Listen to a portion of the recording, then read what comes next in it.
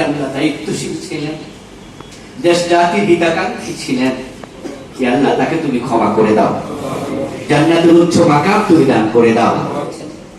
এই প্রতিষ্ঠানগুলোর জিম্মাদারি তুমি গ্রহণ করো, তার স্বপ্ন যেন তারা বাস্তবায়ন করতে পারে, তাদেরকে সে তৌফিক তুমি দান করে দাও। এই প্রতিষ্ঠানকে তুমি নিরাপদ করে দাও। আল্লাহ আমাদের মনের ন্যাক আশাগুলো পূর্ণ করে দাও, আমাদের বিপদ আপদ দূর করে দাও। হাসরের ময়দানে মানুষ যখন আল্লাহর কাছে জান্নাত চাইবে, তখন আল্লাহ কিছু মানুষকে প্রশ্ন করে বলবেন, আমি তোমার কাছে খাবার চেয়েছিলাম, সেদিন তো আমাকে খাবার দেওনি, আজকে কেন জান্নাতের খাবার চাও? আমি অসুস্থ ছিলাম, তুমি তো আমার সেবা করোনি। শীতের মাঝে দাঁড়িয়ে আছে, কাপড় কেনার টাকা নাই, পেটে ক্ষুধা নিয়ে দাঁড়িয়ে আছে, আপনার কাছে ভাই 5টা টাকা দেন।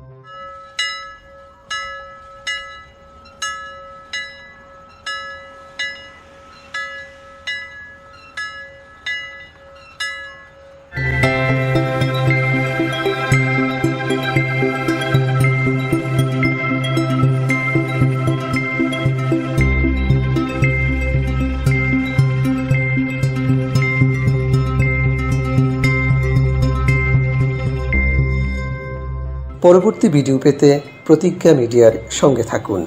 প্রতিজ্ঞায় বাংলাদেশকে দেখুন, দেশকে জানুন। প্রতিজ্ঞা মিডিয়া, জীবনের পথ চলায় এগিয়ে যাবার দৃঢ় প্রতিজ্ঞা।